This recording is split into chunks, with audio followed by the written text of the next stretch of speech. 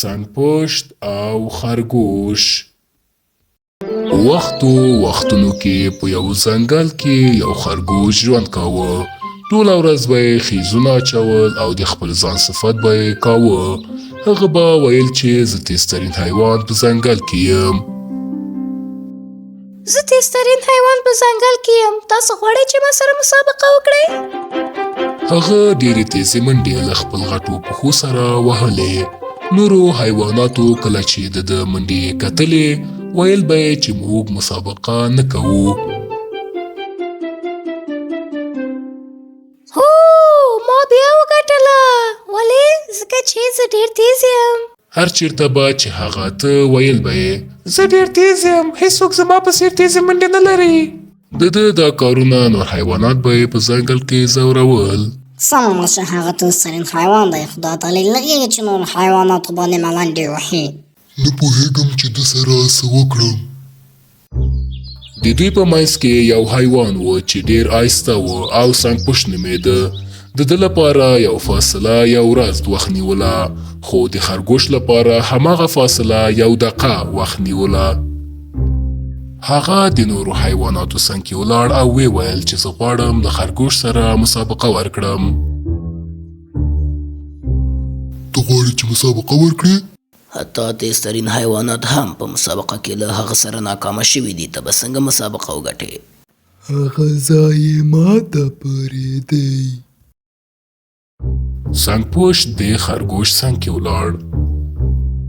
سلام علیکم ښاغلی خرګوشه، ما تاسو لټولی؟ خرګوش په حیرانتیا پوښتنه وکړه. تاسو ولې زه لټولم؟ ما اورېدلی دي چې ته تیزترین حیوان په ځنګل کې یې، نو د همدې په خاطر زه غواړم چې تا سره مسابقه وکړم.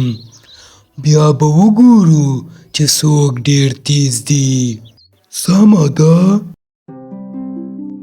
وروسته له دې چې سنگپشت خپله خبره وکړه، خرګوش خندا ته پیل وکړ او دومره یې وخندلې چې د ځنګل ټولو حیواناتو د ده اواز یې واورېده. ته له ما سره یا مسابقه؟ ته ټوکې کوې. دا ستا لپاره ناممکنه ده چې ما څخه مسابقه وګټې. مخکې له دې چې ته قدم کښېږدې زه مسابقه ګټمه. نه داسې نه ده، ته خو له آیندې څخه خبر نه یې.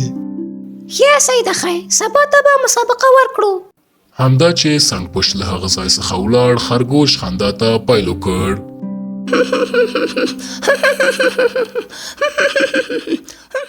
کله چې سهار شو، ټول حیوانات د مسابقې ځای ته راغلل. هغوی ولیدل چې سنگپشت له ټولو څخه وخته راغلی او مسابقې ته آماده ده. سنگپشت په خپل ځان ډېر مطمئن و او له ځان سره یې مسکا کوله. ته به رقمي دا مسابقه وګټې؟ که هغه دومره د خپل ځان ستاینه کوي نو دا مسابقه به ماته سخته نه وي او زه به دا مسابقه ګټمه. څو دقیقې وروسته خرګوش له خپل بد چلند او یوې ګازرې سره د مسابقې ځای ته راورسېده. ما سهار ډوډۍ هم نه ده خوړلې، خو بیا هم مسابقه به وګټم. دوی خپل ځانونه د مسابقې لپاره ښه آماده کړل. هر څوک چې اول د پایلې کې ته ورسېده هغه مسابقه ګټي. همدا چې مسابقه شروع شوه، خرګوش د تیر په څېر منډه کړه او په بلې خوا سنگپشت په ډېرې آیساګۍ سره خرګوش ډېرې تیزې منډې وهلې.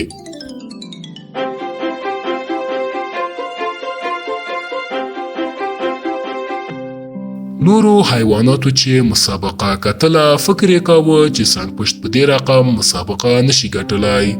وروسته له څو دقیقو څخه خرګوش ودرېده او شاته یې وکتلې. هغه ولیدل چې هیڅ نه معلومیږي. تر اوسه چې هغه راځي زه به کښېنم او خپل د سهار ډوډۍ مې وخورم.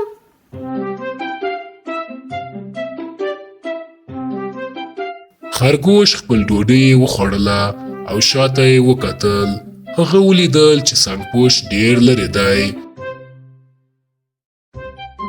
وروسته له هغې هغه پورته شو او خپلې لارې ته یې دوام ورکړ. هغه تقریبا د پایلیکې ته رسېدلی و.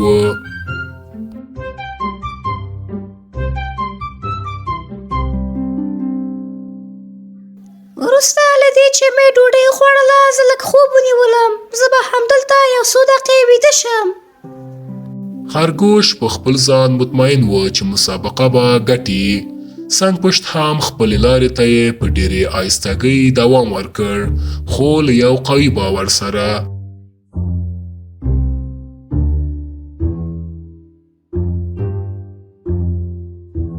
بالاخره هغه د خرګوش څنګ کې راورسېده. هغه ولیدل چې خرګوش ډېر کلک ویده دی. پرته له ځنډه هغه خپلې لارې ته یې دوام ورکړ. څو دقیقې وروسته خرګوش له خوبه راپاڅېده. هغه خپل شاوخوا ته یې وکتلې، خو څنګ پشت یې ونه لیده. څنګ پشت هیڅ نه معلومیږي. شاید هغه نه غواړي چې مسابقه ورکړي. اوس زه باید مسابقه مې وګټم.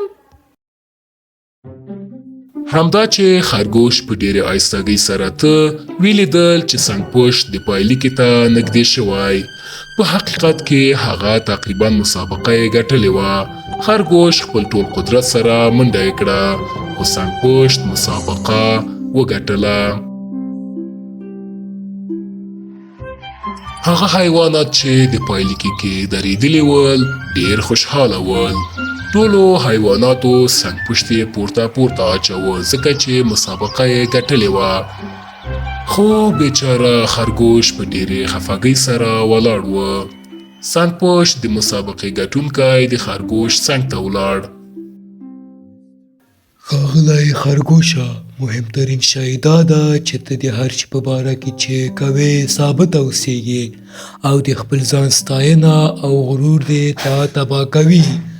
ما تا ته ماته درکړه، نه د دې په خاطر چې زه تیز وم، بلکې زه هوښیار وم او هر څه مې په جدي توګه وکړل.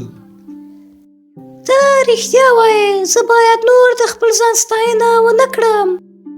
زه باید اوس لاړ شم، زما کور ډېر لرې دی.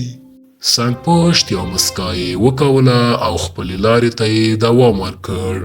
خرګوش هم په خپلې تېروتنې پوه شو او له هغې ورځې وروسته هغه نور هېڅکله هم د ځان ستاینه ونه کړه.